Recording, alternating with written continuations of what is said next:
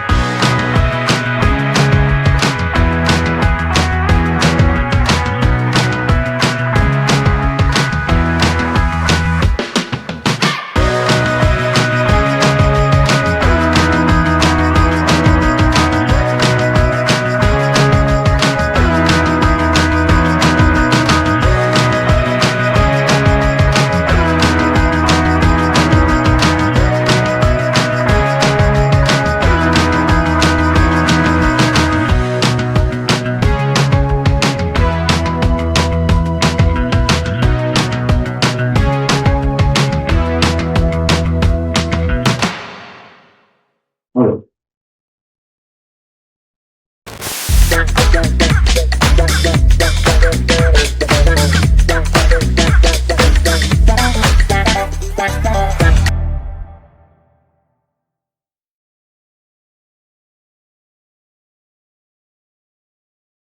La tècnica Alexander és una tècnica que ens dona eines per organitzar la nostra atenció i el nostre funcionament de manera que millorem el nostre potencial i la nostra qualitat de vida.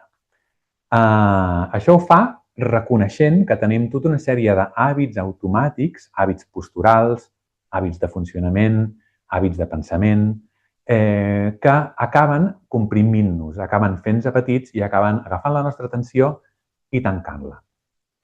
Aquests hàbits es poden substituir per hàbits més positius i més sants. Hàbits que seran, en aquest cas, conscients. Això ho fa a través de 2 passos. El primer pas consisteix en aprendre a parar tot allò que fem en contra de nosaltres mateixos i el segon pas consisteix en una voluntat, en una intenció conscient que ens permet seguir desplegats i tenir la nostra atenció oberta en qualsevol activitat. I ho fa també a través de posar la nostra atenció en el com estem en lloc del nostre objectiu. De totes maneres, la millor definició de tècnica Alexander l'obtenim després d'haver fet unes classes. Per què? Perquè és una tècnica pràctica, no és una teoria abstracta. De la mateixa manera que sabem perfectament què vol dir jugar a tenis o caminar després d'haver jugat a tenis i després d'haver caminat i no després de que ens ho hagin explicat.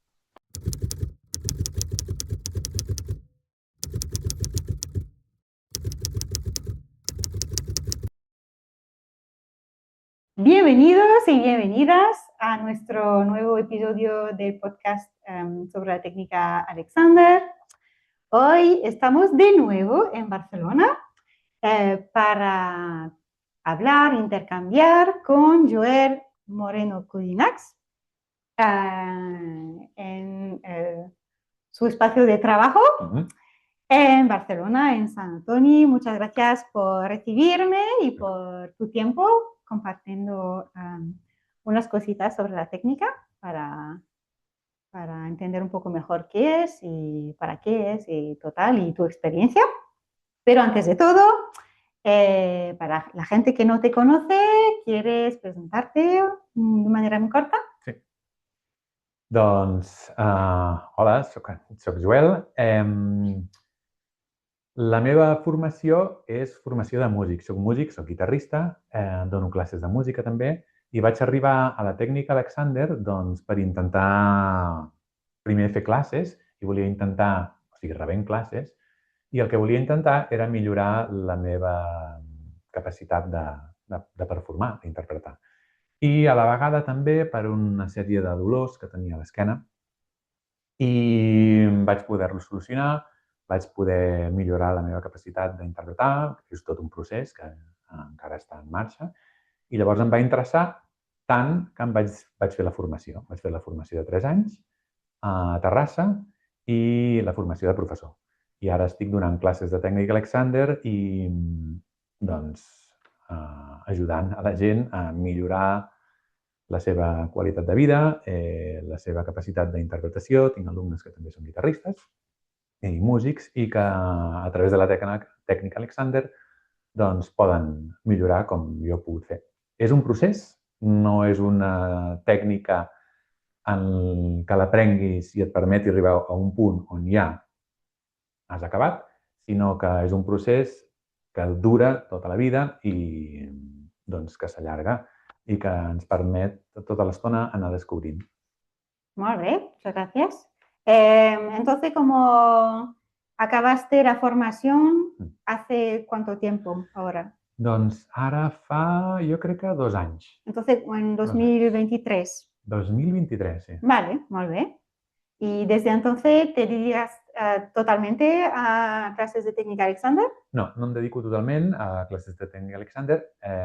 També toco, soc guitarrista, també dono classes de música. Les 3 coses. Molt bé, molt bé, molt bé, molt bé.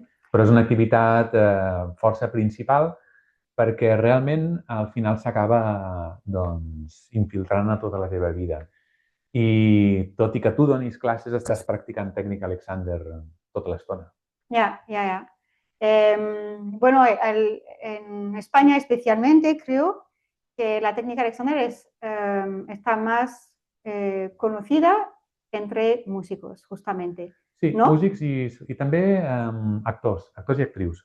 Las dos cosas. Sí. Vale. Porque sé que una de las pocas un poco cosas institucionalizadas de la técnica Alexander por aquí son en conservatorios de música, no sé si también de teatro. Durant molts anys a l'Institut del Teatre, que és com l'acadèmia de formació d'actors i actrius superior d'aquí a Barcelona, va tenir un professor de tècnica Alexander, no el té, però és qüestió de pressupost. I sí, els actors i les actrius coneixen. I entonces conociste tú la técnica por tu formación? Sí, al conservatori. Directamente. Sí, quan estava estudiant al conservatori vaig estudiar a Holanda i allà hi havia una formació corporal que era tècnica Alexander. A ver, entonces, ¿desde hace cuántos años practicas? Que rebo classes, doncs, potser fa 20 anys ja. Uf, hombre! Però han sigut com 2 períodes. El període del conservatori vaig rebre unes classes i després, el segon període, deu fer uns 6 o 7 anys. Vale. Pues muy bien. Y entonces, has dicho, si lo entiendo bien, tú has seguido tomando clases para mejorar en tu manera de interpretar cosas y tal. ¿Puedes un poco hablar más de esto, más concretamente? ¿Has notado algo? ¿Qué ha cambiado? Sí, com he dit abans, és un procés, o sigui que els canvis són bàsicament constants. No és que hagi canviat una cosa y hagi arribat a un lloc. Ahora, si miras como hacia detrás, dices, bueno, esto lo hacía y ahora no lo hago, o al revés, no lo hacía y ahora hago esto y me va mejor o peor, no sé. Sí, bàsicament, o sigui, quan nosaltres vivim, adquirim tota una sèrie d'hàbits que són perjudicials i són hàbits que venen donats per un mal ús, per un mal funcionament que tenim del nostre cos, sí? I del nostre cap, de la nostra ment. Quan nosaltres estudiem un instrument, quan una persona estudia un instrument, es passa moltes hores amb el seu instrument. Llavors, aquests hàbits inconscients i que el que fan és apretar-nos, comprimir-nos, a l'estudiar un instrument els practiquem i els practiquem molt i els practiquem durant moltes hores. Per què? Doncs perquè volem tocar bé. I llavors tenim com mal entès el fet de practicar, repetir, amb el fet d'anar cap a dintre i anar-nos comprimint i anar buscant una major tècnica a través de la tensió i a través de la compressió. Tots aquests hàbits, al final, al cap del temps, acaben sumant en un patró general que bàsicament el que fa és ens comença a impedir el fet de poder projectar el so, de tocar amb fluïdesa, etc. Llavors, la tècnica Alexander el que fa és t'ajuda a substituir aquests hàbits nocius per hàbits més positius que et mantenen desplegat i que el que fan és una redistribució més sana de les tensions i de les no tensions a dintre del cos. I també de mantenir l'atenció una mica més oberta i no tan tancada cap a tu i cap a l'instrument. Llavors, què he notat jo? He notat doncs, que amb el temps puc anar traient tots aquests hàbits nocius i mantenir-me doncs, obert a l'hora de tocar. I quines avantatges té això? Doncs té que de sobte hi ha mals que tu tens quan toques, perquè si tu parles amb els músics professionals, amb la gran majoria de músics professionals, tots tenen alguna cosa que els molesta, o l'espatlla, o una tendinitis... Com deportistes, igualment. Com els esportistes d'èlit, etc.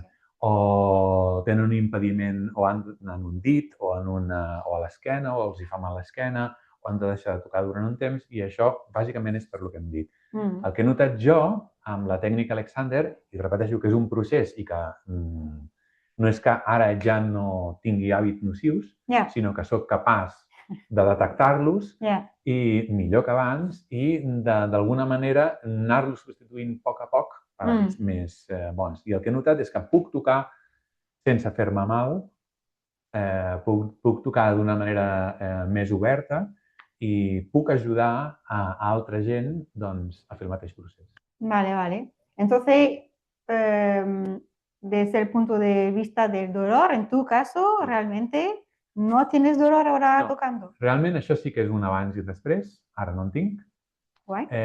Tienes nuevos dolores, quizás. Porque normalmente cuando se pone algo en un sitio y todo lo demás se recoloca, pues a veces, ahora me duele esto. No exactament. Realment no tinc dolors nous, per sort. El cas és que sí que és veritat que amb l'aplicació de la tècnica Alexander, sobretot en una activitat on tu has entrenat molt els hàbits nocius, sí que és veritat que hi ha un temps molt llarg de recol·locació on no hi ha coses bones que passin i tampoc hi ha coses dolentes que passin, però hi ha un temps molt llarg, estrany, de transició, on tu no estàs còmode tocant i sembla que les coses empitjorin, però en realitat no estan empitjorant, en realitat el que estàs tenint és una adaptació a lo nou. I una de les característiques humanes és que preferim lo antic, encara que sigui perjudicial, i això ho associem a bo, lo nou, encara que sigui beneficiós, i això ho associem a dolent. O sigui, i treure's l'etiqueta de nou i desconegut a l'etiqueta que posem això de dolent, treure's aquesta etiqueta és llarg. És llarg. Arriba un moment que dius, ostres, potser senzillament és desconegut. Pero bueno, no es que todos los hábitos antiguos eran malos, ¿no? A veces, como desarrollamos un hábito para algo en un momento dado, pero se queda y entonces nos quedamos, no sé, si tenemos una lesión o un problema cualquier, un dolor, y entonces, bueno, el cuerpo siempre intenta compensar, pero luego cuando hemos recuperado, digamos, de la lesión directamente, no hay más daño en el lugar protegido, pues mantenimos este hábito y entonces, pues, a lo largo, pues, sí se convierte en algo malo, aunque en algun momento, pues, era...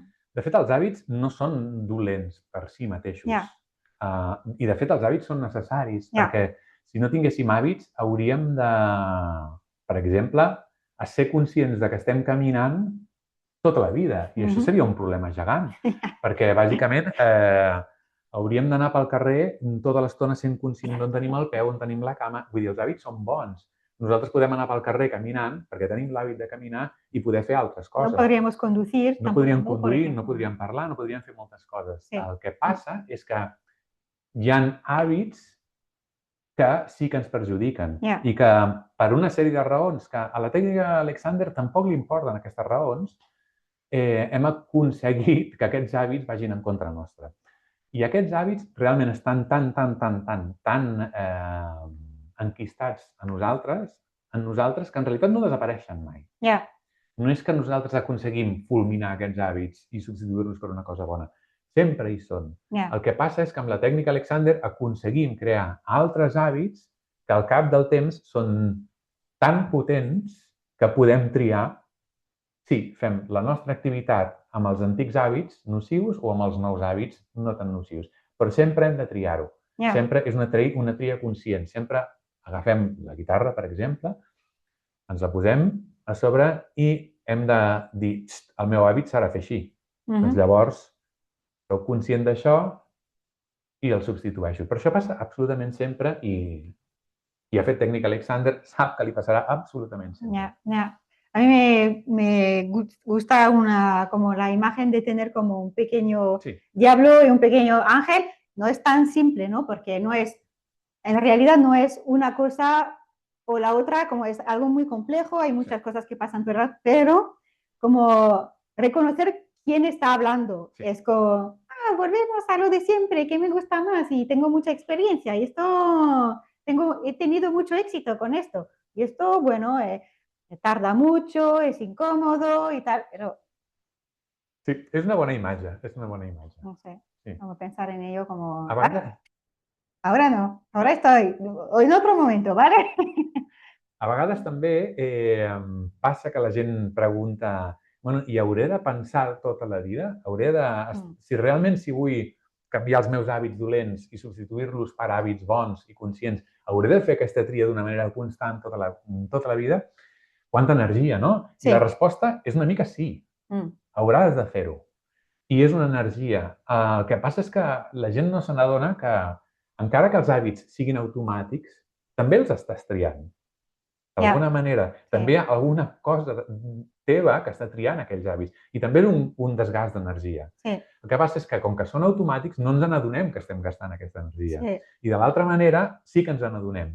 I jo crec que si fas el balanç, al final gastes menys energia si els tries de manera conscient. Però, com que ens n'adonem que estem gastant aquesta energia, la gent, en general, hi ha moltes persones que pregunten o que els incomoda la sensació d'haver estat tota la vida conscient i triant els nostres hàbits. Bueno, lo de gastar menos energía puede ser que sea como después de un rato. Tienes que, como en el momento de, bueno, cuando practicas cualquier nueva competencia, en el momento de aprender los primeros pasos cuesta más, pero se vuelve un hábito mejor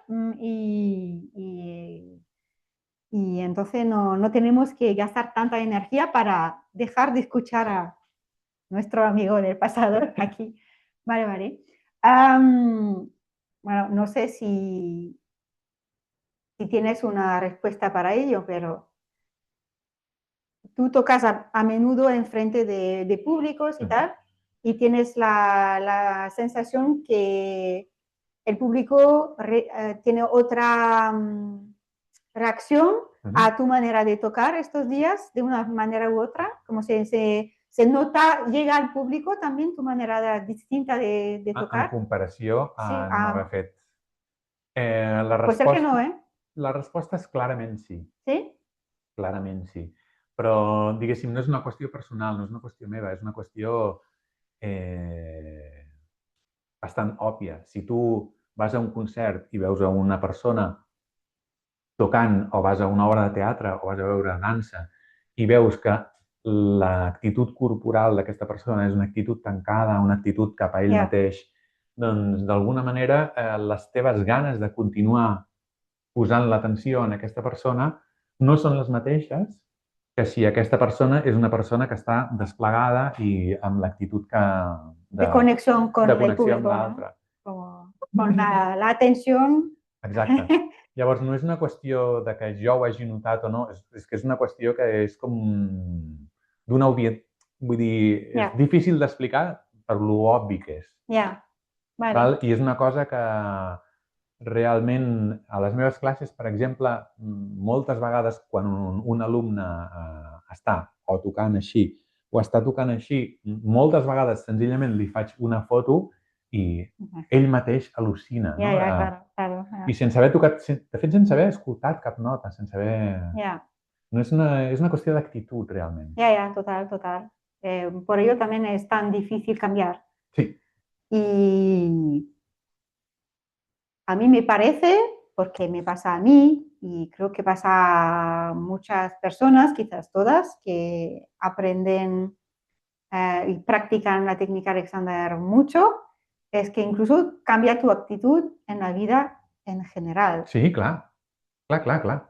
Sí, en realitat és una tècnica per millorar la teva capacitat d'estar Y de, a qualsevol lloc. en mi caso, como estar más razonable no es una palabra muy alexandrina, pero no me gusta, digamos, más adecuada a todo lo que viene, Sí. que sea algo bueno, algo malo y no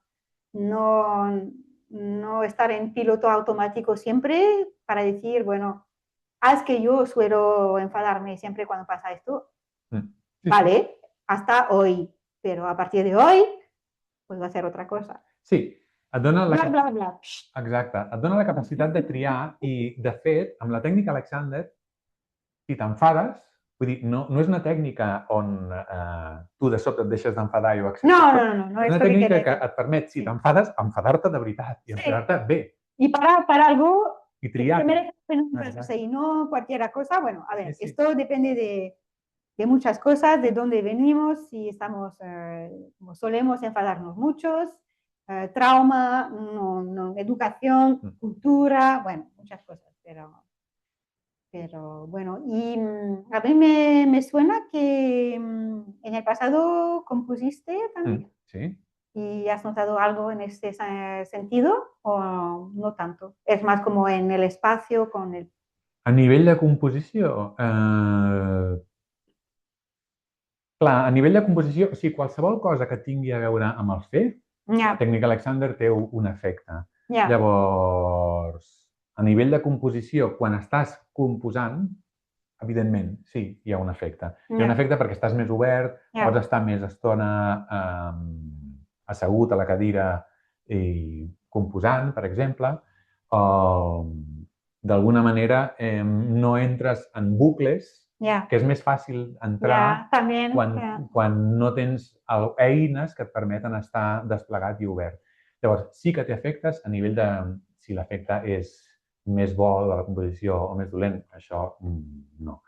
De totes maneres, hi ha una cosa important a dir i és que, diguéssim, hi ha gent que és capaç de tenir un molt mal funcionament i fer-ho molt, i el resultat ser molt bo. O sigui, és possible això. És possible fer-se molt mal i ser un molt bon intèrpret de música. O sigui, que el resultat de la música sigui dolent. O és molt possible fer-se molt mal i ser un jugador de futbol que jugui molt bé. Sí, total. És completament possible. Bueno, de hecho, la mayoría a ver, probablemente músicos es igual, pero a mí me suena más como en el mundo del deporte que los profesionales acaban su carrera muy pronto también porque están rotos. Sí, exactamente. Han llegado como superando límites que realmente eran... hay una razón por la que tenemos límites. Totalment. I com se han literalment gastado. Totalment. Però hi ha gent que té un cos molt resistent, per exemple. També. Hi ha gent que té unes qualitats innates boníssimes. Llavors, és capaç de fins i tot fer-se mal i fer-ho molt bé durant molt de temps. Vull dir, tenir molt bons resultats durant molt de temps. La tècnica Alexander el que et dona és la capacitat de fer-ho encara millor amb les teves condicions. Fer-ho encara millor en el sentit de no fer-te... O sigui, et dona la capacitat de no fer-te mal i... O sigui, et dona la possibilitat de no fer-te mal i la capacitat de fer-ho encara millor. Però no vol dir que jo faig tècnica Alexander i a partir d'ara tot em anirà bé. No, no vol dir això. Et dona una capacitat. También como quizás podemos añadir ahí que hay deportistas o músicos o cualquier profesional de algo que usa su cuerpo de un nivel muy alto y no es siempre al coste absoluto del cuerpo. A veces hay gente que se ve, que no han tenido clases de técnica Alexander, pero como dices, que tienen como esta capacidad, esta conciencia corporal un poco como mejor que mucha gente, y entonces ya de manera natural, pues no van comprimidos, usan su fuerza de manera más adecuada. Sí, el que passa és que jo crec que la quantitat de gent que de manera natural utilitza el seu cos prou bé com per no fer-se mal i està fent una activitat que tingui una demanda molt alta, jo crec que la quantitat és molt poca. Estoy hablando de unas pocas de las estrellas. Sí, no, las estrellas en general creo que están todo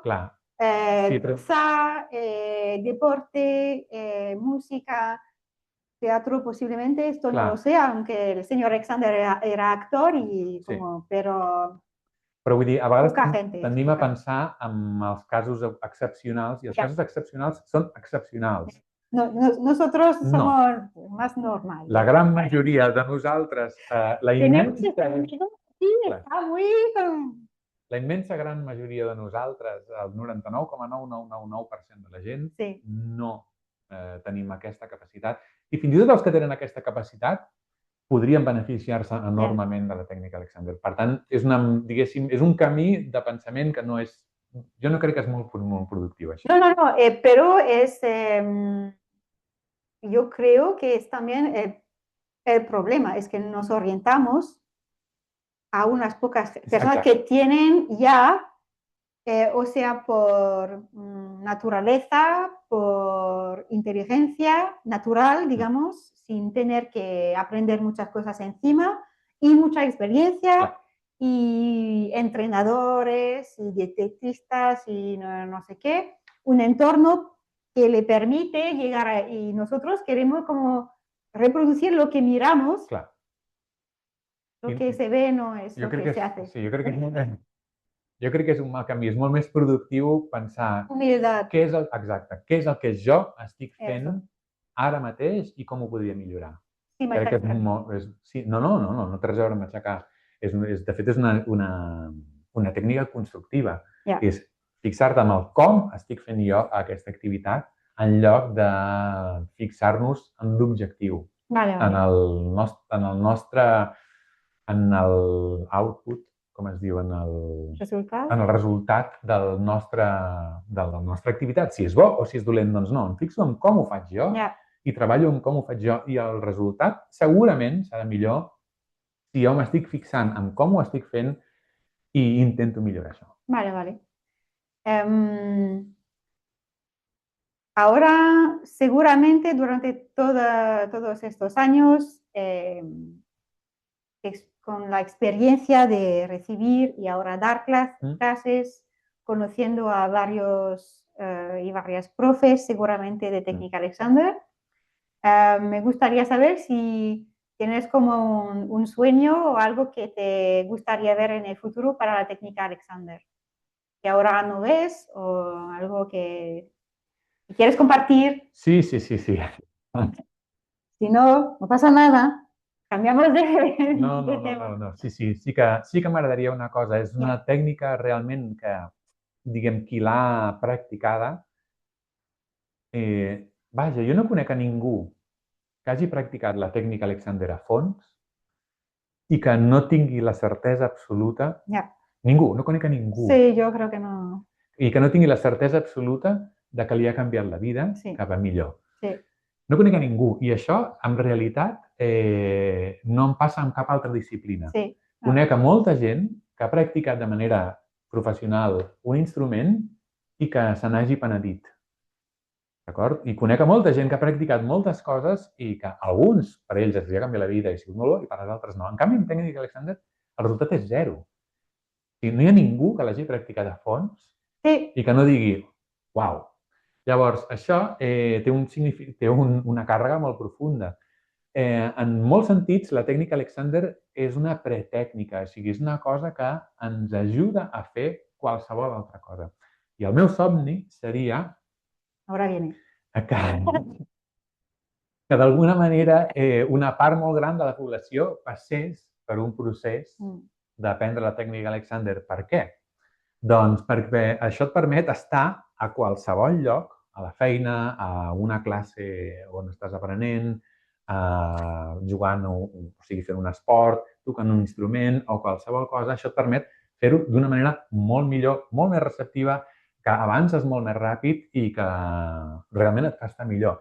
I jo crec que en el món de l'educació o en el món de la interpretació o en el món dels esports, el gran absent és la tècnica Alexander o, no la tècnica Alexander, però sí una capacitat per saber estar, per tenir el teu cos i la teva ment allà.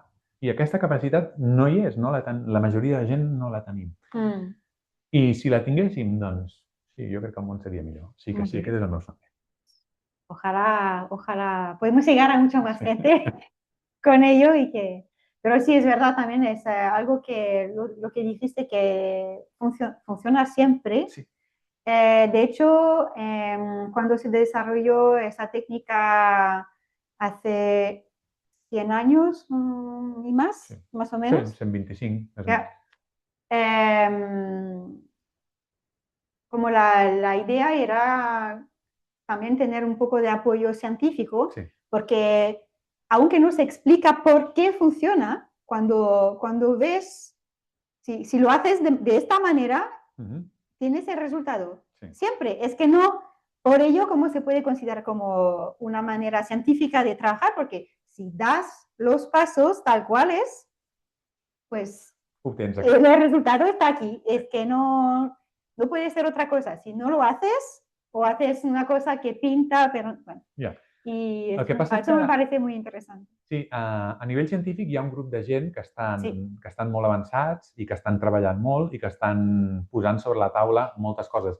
Frank Pierce Jones és un autor que als anys 60-70 ja va començar a fer investigacions sobre això, sí que portem una certa trajectòria, però amb la ciència hi ha un problema i és que la ciència pot provar només allò que pot provar. Yeah. I no pot provar allò que no pot provar. Yeah. Llavors, que jo faci tècnica Alexander i que digui, ostres, la meva atenció ha millorat, soc capaç d'estar més estona fent aquesta activitat sense fer-me mal.